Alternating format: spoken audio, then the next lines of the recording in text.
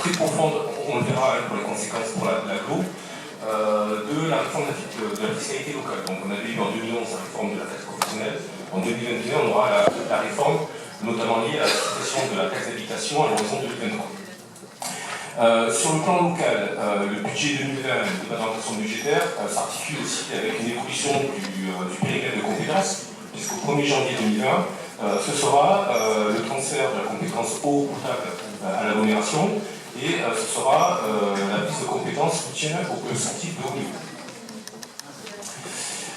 Sur les principales dispositions du projet de loi de finances. Donc, comme je le disais précédemment, l'article 5 expose qu'en 2023 sera supprimée totalement la taxe d'habitation pour les résidences principales. En 2023 apparaîtra donc une taxe d'habitation pour les résidences secondaires. Donc la suppression de la taxe d'habitation ne concerne que les résidences principales. Elle va se traduire par des transferts de fiscalité au niveau des différentes collectivités. Concrètement, les communes vont, en contrepartie de la suppression totale en 2023, se voir transférer en 2021 la part départementale du foncier bâti. Les agglomérations et les départements se verront transférer une part de TVA.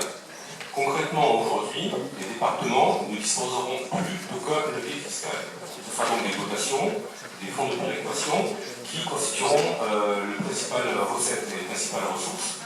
Donc, c'est-à-dire des ressources qui seront ce qu'on appelle possibles, puisque une des principales ressources du département sont les droits de notation et la TVA, qui sont extrêmement liées et associées à la dynamique du marché immobilier et à la dynamique de la consommation des ménages.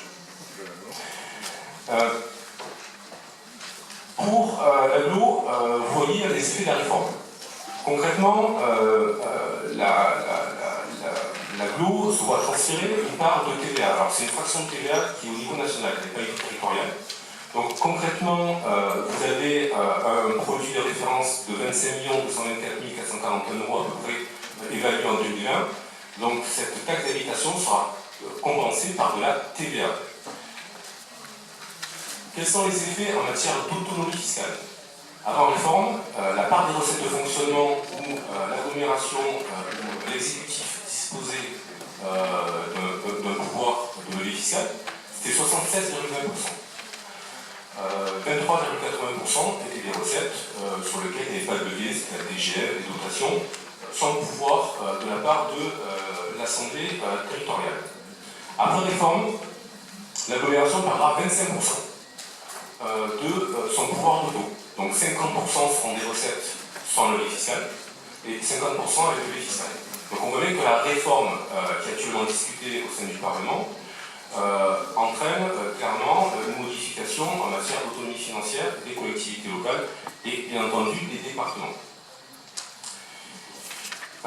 Bon, ça c'est l'article 26 qui décrit un petit peu le prélèvement sur les recettes de l'État.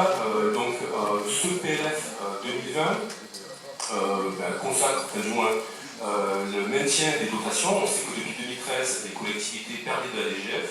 Donc là, les avancées et du moins les promesses du président sont tenues. Ce sera donc à peu près plus 3 millions pour les collectivités locales en 2020.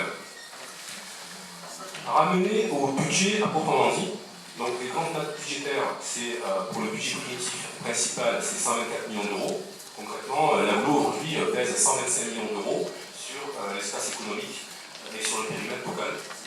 Si on fait un des plus grands acteurs en matière de dynamique économique. Au niveau des hypothèses retenues pour le budget, donc on constate une évolution remarquée des dépenses de fonctionnement, à peu près